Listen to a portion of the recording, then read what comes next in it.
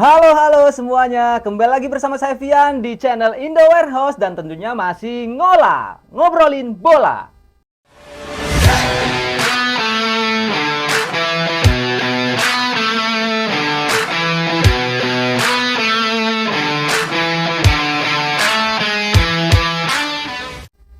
Seperti biasa kita akan ngebahas semua tentang dunia yang berkaitan dengan bola dan tentunya selalu akan ditemani oleh bintang tamu yang akan berbagi informasi dan inspiratif sekali. Seperti yang ada di samping saya sekarang sudah ada sosok bapak yang sangat berpengaruh di dunia olahraga tentunya di Kabupaten Lamongan. Dan beliau adalah Bapak Erwin Sulistia Pambudi selaku Kepala Dinas Pemuda dan Olahraga Kabupaten Lamongan serta manajer Persela Football Academy dan juga pembina Joko Tingkir FC. Selamat datang Bapak. Selamat datang, selamat Salim dulu Bapak. siang. Apa kabar Bapak? Alhamdulillah baik. Nah, Kesibukannya apa Pak ini? Sepertinya dari kemarin ini sibuk banget. rutinitas kegiatan apa kantor. Memang pada akhir-akhir ini kan hari jadi Lamongan. Jadi kegiatannya cukup banyak, baik itu kegiatan dari internal kami, Dinas Pemuda Olahraga, banyak event-event olahraga, maupun kami mengikuti kegiatan-kegiatan hari jadi Lamongan. Jadi rangkaiannya cukup panjang sampai nanti Juli, Sampai Juli besok sampai ini. Juli ya. Tapi memang Bapak Pak Erwin ya, saya panggil Pak Erwin Pak ya. Siap ya. Pak Erwin ini memang suka olahraga Pak. Sejak kapan ini Pak? Kalau olahraga yang kalau kecil kan senang-senang dulu ya. Kalau olahraga saya suka itu mulai SD sebetulnya. Jadi SD itu saya di lingkungan di kampung itu suka sepak bola dan bulu tangkis atau badminton dan tenis meja. Tenis meja. Tenis meja. Saya Oke. sering juara kalau tenis meja itu. Tenis meja biasanya kan susah. Iya, iya, Susah tenis meja. gerakannya juga. Tenis meja itu. Terus itu Pak, selain tiga tadi Pak, ini juga ada kabar kalau sekarang suka olahraga off-road. Ini yang jarang sekali kita dengar ya, off-road. Kemudian trail mobil dan juga sepeda. Bener Bapak? Off-road Betul. Bapak. Off-road Bapak. Jadi kalau off-road saya sudah lakukan 7 tahun yang lalu sampai sekarang. Cuma memang sekarang ini rutinitasnya agak berkurang karena kegiatan saya ini Sabtu Minggu kan cukup padat. Jadi hanya sela-sela waktu kalau kosong baru kami dan teman-teman komunitas itu melakukan off-road. Ya nggak jauh-jauh di sekitaran Kabupaten Lamongan. Kalau dulu masih belum di Dinas Pemuda Olahraga, saya masih banyak punya waktu, itu saya sering mengikuti event di luar kota, Luar ya kota. sampai 2 hari 3 hari seperti itu. Kalau off-road sendiri itu cara cara ngelatihnya gimana Pak? Misalkan saya pengen belajar off-road. Saya harus mulai dari mana ini Pak? Nah itu insting saja sebetulnya ya. Jadi kalau kita mau fun off-road, itu ya dengan jalan-jalan yang tidak terlalu sulit untuk dilewati. Tapi kalau kita yang ekstrim, yang ada obstacle-obstacle yang cukup sulit, itu memang kerjasama tim harus harus kompak.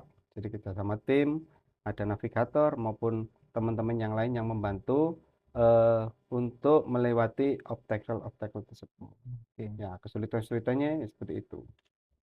Tapi waktu mencoba olahraga off-road sendiri pernah mengalami cedera atau jatuh atau gimana Pak? Meskipun pernah terguling kayak gitu, alhamdulillah nggak ada masalah karena mobil kita ini sudah dilengkapi keamanan, safety-nya harus diperhatikan. Jadi kalau mau terjun hal-hal yang ekstrim seperti itu, safety harus nomor satu. Oke. Keamanan Pak ya nomor satu Pak ya. Betul, keamanan. Selain off-road juga ini yang menjadi daya tarik saya itu sepak bola. Dari SD Pak ya, sepak bola. Sampai sekarang ternyata masih menggeluti dunia sepak bola dan masih aktif untuk bermain sepak bola juga Pak. Betul. Sebenarnya itu sejak kapan sih Pak Bapak kalau oke lah aku eh, sepak bola ini mahir dan aku akan meneruskan sampai jenjang kapan gitu Pak? Ya, kalau saya ini ke arah yang profesional memang enggak saya ingin. Hanya sekedar olahraga, fun dan sebagainya. Karena memang dari tujuan saya mulai SMA itu mengambil jurusan yang saya pingini itu tidak untuk yang jurusan keolahragaan. Jadi kalau olahraga ini sebatas eh, mencari kesehatan, mencari kesenangan, hanya seperti itu. Jadi senang saja. Tapi dulu waktu kecil itu pernah ikut SSB juga nggak, Pak? Dulu enggak mana ada SSB. Dulu Kan belum ada ya, iya Pak? kan baru-baru sekarang aja Iya, SSB. iya sih. Ya paling pertandingan antar Antar sekolah, sekolah ya. antar ya wis iya hanya antar sekolah aja, antar sekolah kecamatan gitu itu. Kalau nggak ada SSB, Pak, dulu pembibitannya seperti apa terusan, Pak? Eh Asal tunjuk gini, Pak, iya, langsung diambil, asal diambil. tunjuk yang mana yang kelihatan ya diambil. Itu mau tekniknya bener, mau itu nanti apa performanya nanti kurang ya itu urusan nanti. Hmm, Yang penting bagus, ditampung dari situ dijadikan satu tim. iya, Gitu. iya. Dulu waktu menjalani beberapa olahraga atau hobi olahraga itu dengan orang tua bagaimana, Bapak ini? Support sekali. Support Jadi selalu, ya, Pak ya. terutama kalau yang individu ya, yang bulu tangkis, tenis meja itu support sekali. Gitu kan. Kalau tenis meja lawannya siapa, Pak? Di usia kecil lawannya memang ada anak kecil juga atau sudah orang tua atau orang dewasa gitu, Pak? Ya ini yang menarik ya, kalau yang tingkatan SD ya antar SD sekecamatan, terus SMP juga sekecamatan, terus lingkup kelas, SMA juga. Nah, yang agak berhenti kemarin waktu kuliah. Waktu kuliah memang agak berhenti, setelah lulus kuliah ini ya ikut di ini antar desa. Kalau di desa itu ya Oke. ya itu ya. Kayaknya dapat juara satu. Terus di lingkup sekretariat pemerintah kabupaten itu mengagendakan kompetisi yang kecil-kecilan itu ya alhamdulillah mesti dapat kalau nggak satu dua tiga antar OPD juga antar dinas itu Berarti dapat ya juara terus Pak Erwin ya. ini Nah sekarang ini juga di internal kami sebetulnya ya di Dispora di lah Dispora. iya itu kadang-kadang kalau senggang gitu saya buat kompetisi antar staf Wah, enak nanti nih. hadiahnya dari saya nanti itu Enak. juara satu dua tiga. Jadi nanti diundi lawannya siapa siapa siapa itu biar rame. Mainnya nanti di sela-sela waktu kosong atau jam pulang itu kompetisinya seperti itu. Akhirnya kan jadi lebih rukun lagi, Oh lebih iya, rapat Pak ya. menarik ya. Kalau ada kegiatan-kegiatan seperti itu di lingkup kedinasan. Jadi Piala Kadispora kayak gitu. Besok besok saya ikut Pak, besok Pak. Lawan saya Pak Nggak besok Pak. boleh, Nggak harus boleh Pak. masuk Dispora Oh ya, dulu. ya udah Pak, masukkan saya Pak, masukkan. Tapi nggak pernah itu Pak, lawan misalkan dari Kadispora, lawan Dispendik atau Diskominfo. Untuk saat ini belum. Kalau yang hari jadi Lamongan tahun 2017-18 tuh kita antar dinas. Saya kebetulan Oke. nggak pernah juara satu, juara dua dan tiga. Juara satu siapa Pak terus Mbak? Juara Kalau satu adalah. kalau jenengan aja biasanya juara satu, kok ada yang masih juara satu? Terus Bapak ini kan sudah punya, mohon izin 3 anak ya Pak ya? Ya, tiga. 3 anak, 2 laki-laki, satu Satu perempuan. perempuan. Nah, ini apakah anak-anak jenengan ini juga diarahkan untuk menyukai sepak bola atau memang sudah ada bakat seperti ayahnya ini, Pak? Ini juga menarik ya. Anak-anak saya itu nggak ada yang mengikuti saya. Duh, Terkait olahraga, iya. Saya nggak pernah memaksa ya anak-anak itu nanti mau pinginnya apa, studinya seperti apa. Ya, sebagai orang tua ini hanya mengajak saja. Kalau mau suka olahraga, silakan. Mau olahraga voli, sepak bola, ataupun yang lainnya. Saya nggak memaksa kamu harus mengikuti cabang olahraga A, B, C gitu. Silahkan, mana yang kamu sukai. Tapi ya nggak mengikuti. Jadi ya anak-anak sekarang itu cenderung ya di studi, ya di main-main kesukaannya dia gitu loh. Ya yang nomor dua saja ini yang kebetulan agak mau. Jadi kemarin tuh saya dorong untuk latihan sepak bola. Dia sukanya kiper ya, monggo silakan gitu. yang kedua itu ya, Pak Yang ya. kedua ya. Sebenarnya untuk pembinaan anak usia dini juga itu seperti apa sih, Pak, seharusnya, Pak? Nah, ini juga program dari kami sebetulnya, dari Dinas Pemuda Olahraga, bagaimana cara kita itu membangkitkan prestasi olahraga yang ada di Kabupaten Lamongan. Karena masa olahraga ini kan tidak panjang kan. Jadi kalau sudah usianya sudah selesai, habis. Nah, kalau tidak ada regenerasi berikutnya, ini kan akan mati nanti. Prestasi kita juga mati, terus nggak ada yang berkelanjutan. Di program kami, Dinas Pemuda Olahraga ini, kami membangkitkan atlet-atlet usia dini. Jadi kita kita himpun dari sekolah-sekolah itu tingkatan SD, mana yang kamu sukai, termasuk ini cabang olahraga prioritas yang mendulang emas di Kabupaten Lamongan. Jadi ini kita dorong ke sana. Ada pentak, petang, ada tenis meja, ada kemarin itu panjat tebing. Karena panjat tebing kita pernah berjaya. Ya. Nah, ini kita harus mencari bibit-bibit baru. Karena olahraga-olahraga tersebut memang kurang familiar ya di masyarakat. Beda dengan sepak bola dan voli. Itu potensi di Lamongan besar sekali kalau kalau atlet-atlet kita di sepak bola.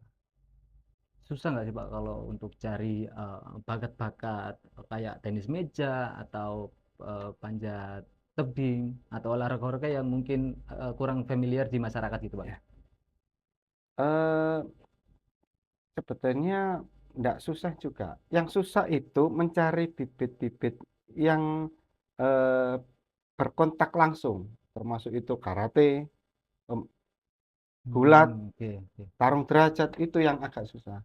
Tapi kalau untuk yang panjat tebing, tenis meja itu banyak sekali. Ya, semoga nanti ke depannya ini anak-anak ini tetap ekstensinya tetap ya. Jadi nggak turun. Jadi kita tetap setelah itu kita bina sampai mereka benar-benar bagus. Nanti diikutkan ke masing-masing klub.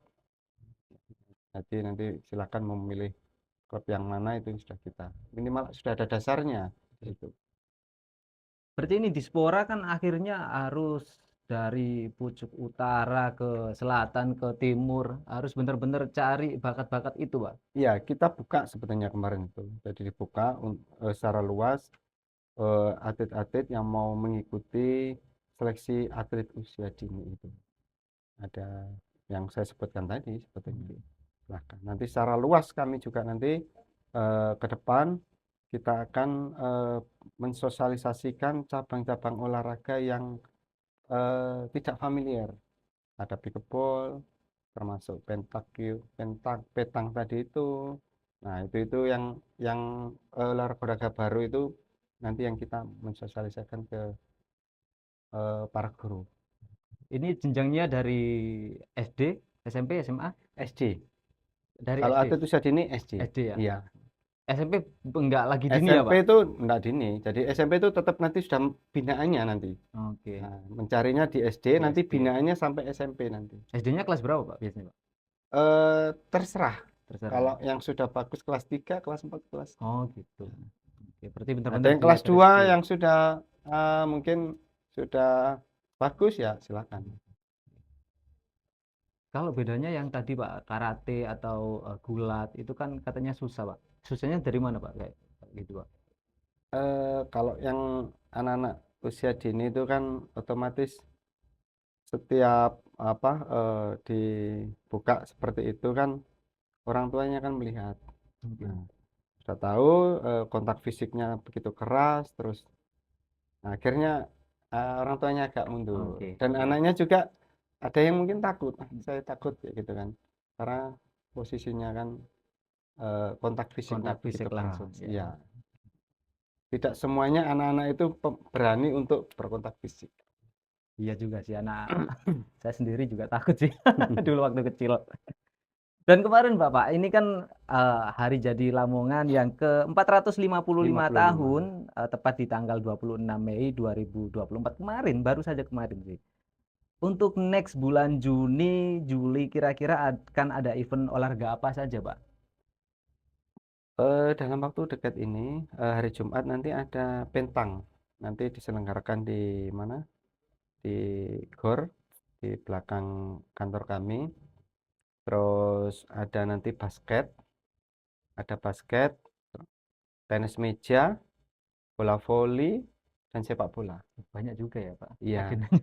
ada panjat tebing. Panjat tebing Panjat juga. tebing ya, panjat tebing, termasuk karate. Banyak Karate sekali juga. ya. Kalau sebelumnya Pak, pra pra sebelum hari jadi Kota Lamongan kemarin juga sempat banyak agenda juga kayaknya di Spora ini Pak. Banyak tahun ini. Tahun kemarin dilombakannya hampir sama sebetulnya. Cuma ini tambahan-tambahan yang memang olahraga yang belum familiar sebetulnya. Oke. Berarti lebih banyak tahun ini Pak ya. Lebih banyak tahun ini saya tambahkan. Ini juga ada yang kepo-kepo ini Pak, terutama saya sih Pak. Mumpung ada Bapak Erwin ini selaku dinas Dispora, proses pembuangan Surajaya Pak Stadion.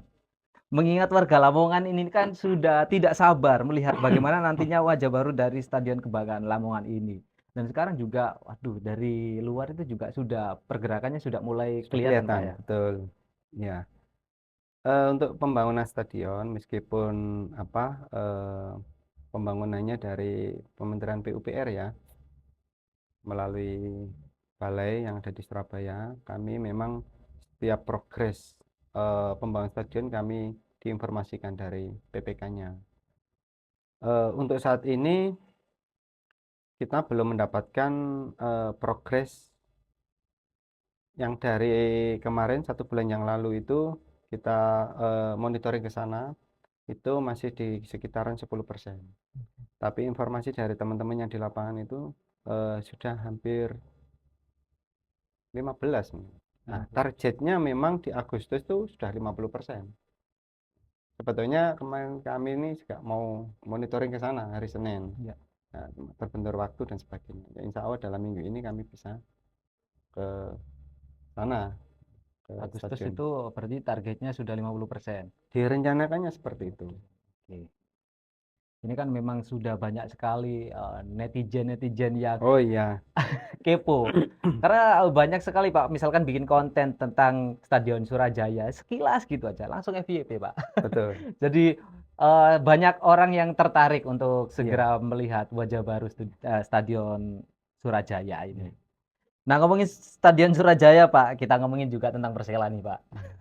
Pada musim lalu Persela ini kan ada di puncak klasemen 12 besar Liga 2. Namun gugur di fase grup dan bagaimana ini harapan Pak Erwin untuk perkembangan Persela ke depannya? Oke, siap. Mungkin saya tambahkan ya yang terkait stadion yang memang apa atensi masyarakat kita memang cukup tinggi. Karena apapun itu sepak bola itu kan olahraga yang favorit, olahraga Favorit, masyarakat. Dan itu harus ditunjang dengan sarana prasarana yang baik. betul. Apa prasarana yang baik itu? Yaitu berupa stadion. Kebetulan stadion kita ini dibongkar atau dibangun baru oleh PUPR. Makanya atensi masyarakat, terutama supporter ini cukup tinggi. Kapan ini selesai biar Persela bisa main di stadion kebanggaan kami kan gitu. Makanya eh, ya nggak menyalahkan ya nanti dari masyarakat, dari supporter itu menuntut untuk itu. Saya juga berharap ya seperti itu. Kita punya stadion yang representatif, yang standarnya sudah standarnya FIFA, baik rumputnya, ruang gantinya, nah, dan sebagainya. Nah, terkait yang memang Persela senior ini kemarin dari Liga 2 yang sedikit lagi akan kembali ke Liga Liga 1 yang 1. memang belum rezekinya, ya ini mungkin berproses ke depan nanti melalui manajer kemarin sudah komunikasi ya dengan kami terkait apa penggunaan latihan dan sebagainya itu kan harapannya nanti di tahun ini nanti Persela bisa naik ke Liga 1 Kembali lagi di Liga 1. termasuk mencari pemain-pemain yang berkualitas seperti itu. Ada bocoran sedikit nggak Pak? Langkah-langkah yang akan diambil untuk Persela ke depannya ini Pak? Barangkali ada eh bocoran ini Pak. Itu manajemen ya, Pak, ya? Manajemen Ya ya? kami nggak Oh. berani masuk ke sana. Oke, siap. Jadi manajemen punya punya apa planning sendiri, punya sesuatu yang apa direncanakan, baik itu nanti awal kompetisi nanti memakai pelatihnya siapa, pemainnya siapa itu mungkin manajemen. Kami tidak berhak untuk ke sana.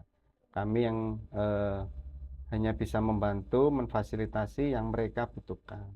Termasuk kemarin penggunaan stadion di Tuban itu kami bantu untuk mengkomunikasikan dari Dispora Tuban.